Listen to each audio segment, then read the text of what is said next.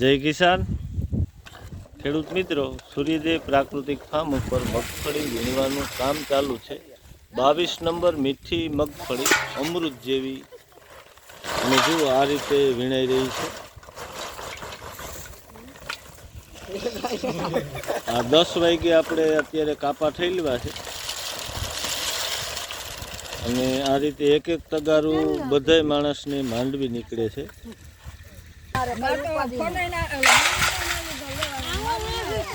જુઓ વહેલી સવારે માંડવી વીણતા હોય ત્યારે એક એક દોડવો હાથથી વીણાતો હોય।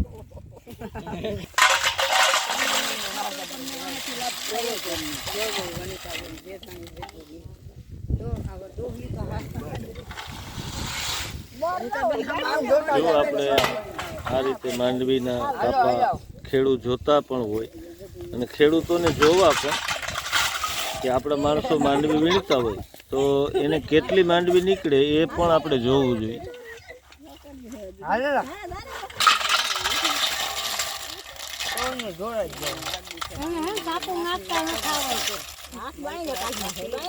હામાં પવને કાપાની અંદર હાથ નાખી અને કોણીથી ઊંચો કરી તો કાપો આસાનીથી ઠલવાઈ જતો હોય છે। એ પણ એક ટ્રીક છે આપણે શીખવાની, કારણ કે કાપા અત્યારે લુપ્ત થતા જાય છે ખેતીમાંથી। બધાને બાચકામાં વીણવી છે, કાપામાં કોઈને વીણવી નથી। તો મજૂર મિત્રોને પણ એ વિનંતી કે આપણે કાપો વારીએ તો યોગ્ય કામ યોગ્ય પદ્ધતિથી આપણે કરી શકતા હોઈએ।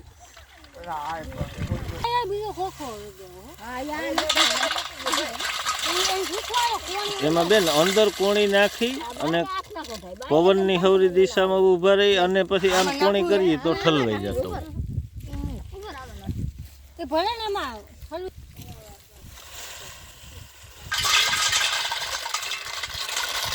જો આ પદ્ધતિથી કાપો આસાનીથી ઠલવાઈ જતો હોય છે।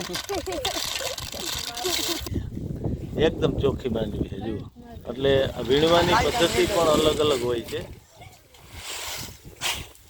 હવે ઘરધણીનો કાપો આવે છે। જુઓ મિત્રો, ઘરધણીને તો માંડવી દોઢી નીકળે, કારણ કે સામટા મજૂર હોય તો એ હિસાબ કરતા હોય કે એટલા મજૂરની એટલી મજૂરી થાય તો પોહાય ન પોહાય, ઘણું બધું થતું હોય ખેડૂતોને। તો ખેડૂત મિત્રો, આપણે જે 22 નંબર અને જે ગિરનાર 4 એનો તફાવત જો પડામાં તમને દેખાતો હોય તો આ સાઈડના 9 કિયારા આપણા 22 નંબરના બહુ ફ્લાવરિંગ સારું, 30 મણ જેવો ઉતારો।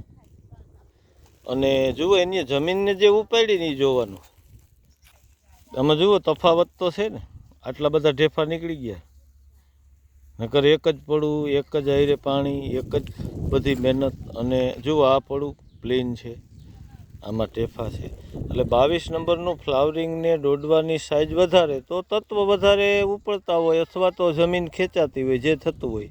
આમાં ઢેફા નીકળ્યા, માંડવી પાડવી આકરી લાગી ગઈ, અને આમાં ન નીકળ્યા। જુઓ આ નજર સમક્ષ। અને ગિરનાર 4નો ઉતારો પણ 30 મણ, અને હારોહાર વાવેતર પણ રોગ પ્રતિકારક શક્તિ ધરાવતી હોવાથી તો જુઓ આપણે 14 થી 15 માણસો મગફળી વીણવાનું કામ હાથથી કરી રહ્યા છે। અને અત્યારે 10 સાડા 10 વાગ્યે આ રીતે 2 કોથરા માંડવીના ભરાઈ ગયા છે।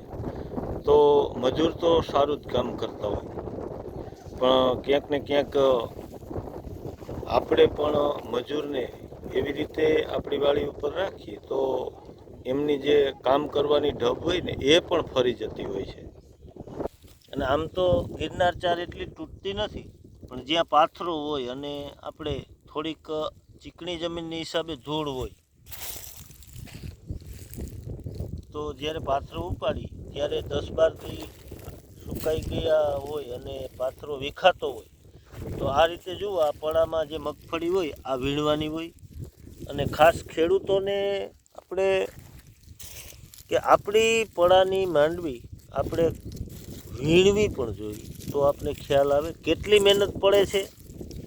અને માંડવી હાથથી વીણી અને તગારું ભરવું, તો એ તગારું કેટલી મહેનત બાદ ભરાય, એ આપણે વીણશું નહીં ને તો આપણે ખબર નહીં પડે.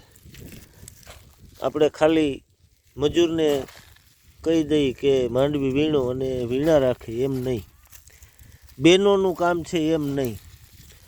પણ એક વખત આ રીતે આપણે હાથથી માંડવી વીણી અને એક તગારું એક માંડવી ભેગી કરવી, ત્યારબાદ આપણે ખ્યાલ આવશે કે આમાં કેટલી મહેનત પડે છે. જો આ તૂટેલી ગિરનાર 4 છે જે તૂટી ગઈ છે, પણ હકીકતમાં આ બેસ્ટ માંડવી હોય છે. કારણ કે આગેતરી માંડવી હોય, સૂયો એનો સડી ગયો અને એના દાણા તમે જુઓ. તો ગિરનાર 4 મગફળી છે શું? તો G20નું સંશોધન થયા બાદ 22 નંબરનું સંશોધન થયું અને યુનિવર્સિટીએ મહેનત કરી ઘણા વર્ષો બાદ અને ગિરનાર 4 ડેવલપ કરી. અને આ ગિરનાર 4માં G20 અને 22ના તમામ ગુણધર્મ છે. એનો ચારો પશુ માટે ઉત્તમ છે, ઓછી દવા એ થતી હોવાથી ઝેરમુક્ત ચારો છે.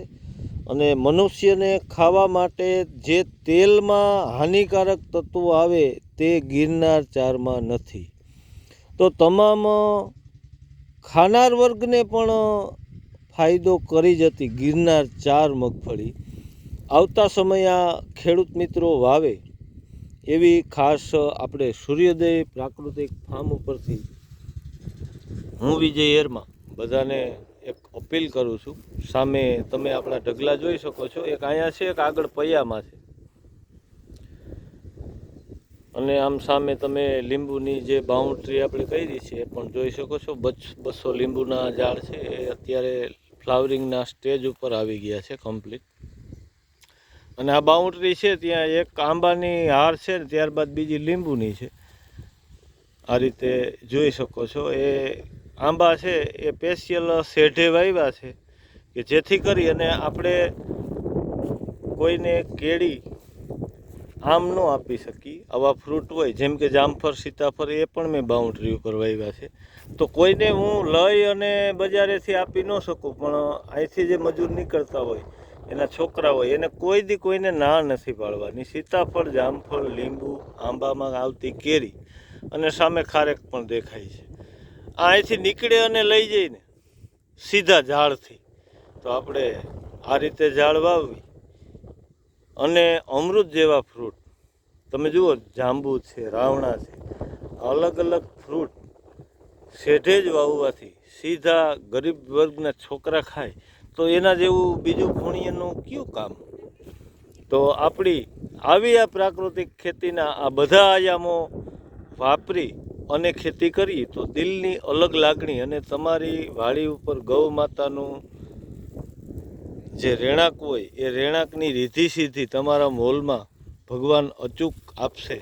તો જરૂર આ અપનાવવું. જય હિન્દ, જય કિસાન.